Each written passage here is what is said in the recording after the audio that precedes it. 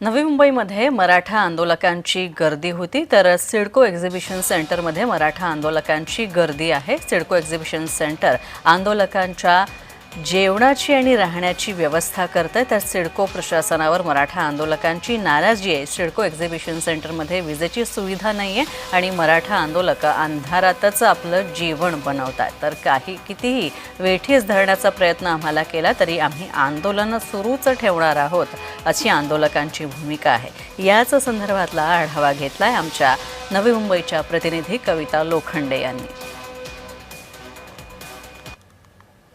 मनोज जरांगे पाटील हे आजपासून आझाद मैदानावर आंदोलनाला बसलेले आहेत आणि आंदोलनकर्ते जे आहेत ते मोठ्या संख्येने नवी मुंबईत मुक्कामी इथे राहिलेले आपल्याला पाहायला भेटतायत। या ठिकाणी जेवणाची व्यवस्था जी आहे ती आंदोलकांनी स्वतः केलेली पाहायला भेटते।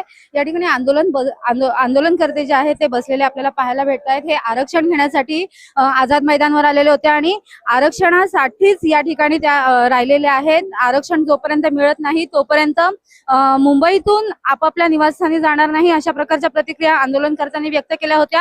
आणि आता जे आहे आंदोलनकर्त्यांनी या ठिकाणी रात्रीच्या जेवणाची व्यवस्था जी आहे ती स्वतः करताना आपल्याला पाहायला भेटतंय। हे आंदोलनकर्ते मोठ्या संख्येने नवी मुंबईतील वाशीमधील सिडको एक्झिबिशन या ठिकाणी आलेले आपल्याला पाहायला भेटतायत। एकूणच सकाळपासून सुरू असणारा पाऊस, त्याचबरोबर 2 दिवसापासून चालत येणारे हे आंदोलनकर्ते, त्याचबरोबर 2 दिवसापासून या ठिकाणी स्थायिक असलेले आंदोलनकर्ते यांच्या जेवणाची देखील या ठिकाणी हयगय होत होती, सोय होत नव्हती। परंतु आता हे आंदोलनकर्ते जे आहेत ते मोठ्या संख्येने या ठिकाणी आलेले आहेत आणि त्यांची गैरसोय जी आहे ती या ठिकाणी झालेली पाहायला भेटते। परंतु आंदोलनकर्त्यांमध्ये उत्साहाचं वातावरण देखील पाहायला भेटतंय। जोपर्यंत आरक्षण मिळणार नाही तोपर्यंत निवासस्थानी कूच करणार नाही, अशा प्रकारच्या प्रतिक्रिया देखील या ठिकाणी उमटताना आपल्याला पाहायला भेटतंय। कविता लोखंडे, जय महाराष्ट्र, नवी मुंबई।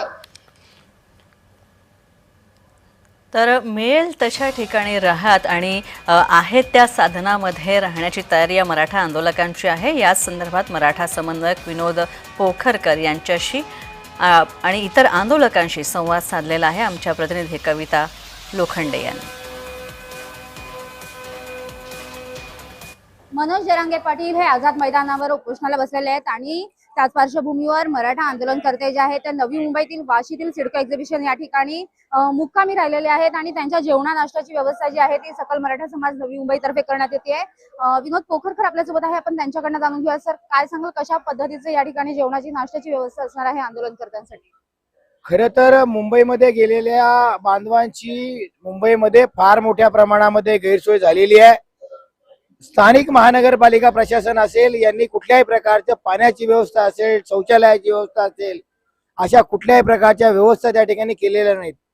आझाद मैदानाच्या बाजूला जे स्टॉल होते ते स्टॉल देखील आज त्या ठिकाणी बंद ठेवण्यात आलेले आहेत आणि म्हणून बहुसंख्य प्रमाणामध्ये आझाद मैदानातून या नवी मुंबई शहरामध्ये हजारो बांधव या ठिकाणी आलेले आहेत आणि निश्चितपणे यांची जेवणाची जी व्यवस्था आहे आम्ही या ठिकाणी सकल मराठा समाज नवी मुंबई म्हणून या ठिकाणी करतोय। मोठ्या संख्येने आंदोलनकर्ते आलेले आहेत। सिडको एक्झिबिशन सर्वात मोठा हॉल समजला जातो आणि या ठिकाणी लाईट देखील गेलेली आहे, नेमकं काय? नाही, मुळात आपण जर पाहिलं तर सिडको प्रशासनाचं या हॉल बाबत एकही अधिकारी त्यांचा इथं उपस्थित नाही। लाईट नेमकी ऑन कुठून करायची या संदर्भामध्ये सांगायला कोणी नाही। त्यामुळे झालंय काय की कदाचित मला असं वाटतंय की जशी कालपर्यंत मराठ्यांची नवी मुंबईत देखील गळचेपी केली गेली, जी आज मुंबईत झाली, अशाच पद्धतीची गळचेपी या राज्य सरकारला करायची आहे। जेवायची सोय नवी मुंबईत होणार, झोपायची सोय नवी मुंबईत होणार, पार्किंगची सोय नवी मुंबईत होणार, पण आपल्याला जायचंय कुठं? तर आपल्याला जायचंय मुंबईत। त्यामुळे सकाळी हे सगळे मराठा बांधव या ठिकाणी नवी मुंबईतून आझाद मैदानाकडे जातील आणि ते ट्रेनने जातील। त्यांना एवढं सांगितलंय, जर तुम्हाला कोणी तिकीट विचारलं तर त्याला एकच सांगायचं, एक मराठा लाख मराठा। नक्कीच या ठिकाणी आंदोलन करते प्रशासन असेल, सिडको प्रशासन असेल, पाहायला भेटते। कविता लोखंडे, जय महाराष्ट्र, नवी मुंबई।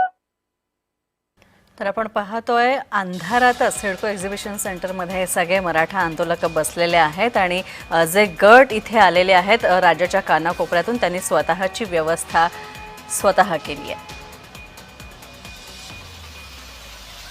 मराठा आंदोलनकर्ते जे आहेत नवी मुंबईतील वाशीमधील सिडको एक्झिबिशन मध्ये मुक्कामी आलेले आपल्याला पाहायला भेटतात। त्यांच्या जेवणाची व्यवस्था जी आहे ते स्वतः करताना आपल्याला पाहायला भेटत आहेत. एकीकडे आपण बघतोय हे जे मराठा आंदोलक आहेत, सांगली असेल, सातारा असेल, इस्लामपूर असेल, बीड असेल, परभणी असेल, लांबून जे आहेत मराठा आंदोलन करते मुंबईमध्ये आले होते आझाद मैदानवर. आझाद मैदानातून ते नवी मुंबईतील सिडको एक्झिबिशन या ठिकाणी आलेले आहेत. स्वतःच्या जेवणाची व्यवस्था स्वतः करताना आपल्याला पाहायला भेटत आहेत. एकूणच आंदोलन करते आपल्यासोबत आहेत. आपण त्यांच्याकडनं जाणून घेऊया. सर, काय सांगाल? सकाळी आझाद मैदानवरती होते, पुन्हा आता या ठिकाणी आलेले, जेवणाची व्यवस्था करते, नेमकं काय? आम्ही वाळवा तालुका, सांगली जिल्हा, गाव बोरगाव आमचं. आम्ही काल संध्याकाळी इथं आलो होतो सिडकोला. आज सकाळी पावसामध्ये आझाद मैदानावर गेलो होतो. त्यानंतर उद्या परवानगी मिळाल्यानंतर आज इथं आम्ही सिडको भवन इथे आलेलो आहे. पण सरकारनं आम्हाला इथं जागा दिलेली आहे, पण इथं लाईटची व्यवस्था अजिबात केलेली नाही. मला त्यांना एवढंच सांगायचं आहे, आम्ही संविधानिक मार्गाने आम्ही आमचं आरक्षण मागायला आलेलो आहे. असे जर गनिमिकावं तुम्ही करत असाल तर तुम्ही याद राखा, कारण गनिमिकावाचा शोधच मुळात आम्ही लावलेला आहे. काय सांगाल? आज तुम्ही ते जेवण बनवताय स्वतः आझाद मैदानवरून आलेले आहात, नेमकं काय सांगाल? आम्ही सकाळी आझाद मैदानावर गेलो होतो. तिथून आम्ही नंतर आजचा उद्याच दिवस वाढला, आमच्या आंदोलनाला आम्हाला परवानगी मिळाली. त्यामुळे तिथे न थांबता आम्ही ते सिडको जवळ आलो. पण थोड्या वेळापूर्वी इथे लाईटची सुविधा सगळी होती. इथं आल्यावर आता नंतर लाईट सगळी घालवलेली आहे, म्हणजे बाहेरच्या हॉलची. आणि आम्हाला ज्या अडचणीत सामना करायला लागतोय, किती त्याने प्रयत्न करून दे, आम्ही आरक्षण घेतल्याशिवाय इथून मुंबईवरून हलणार नाही. आम्ही इथेच थांबणार आहे आणि आरक्षण घेऊनच मागे जाणार आहे. नक्कीच आरक्षण घेऊनच आपल्या निवासस्थानी जाणार असल्याच्या प्रतिक्रिया ज्या आहेत त्या आंदोलनकर्त्यांनी व्यक्त केलेल्या आहेत. कविता लोखंडे, जय महाराष्ट्र, नवी मुंबई.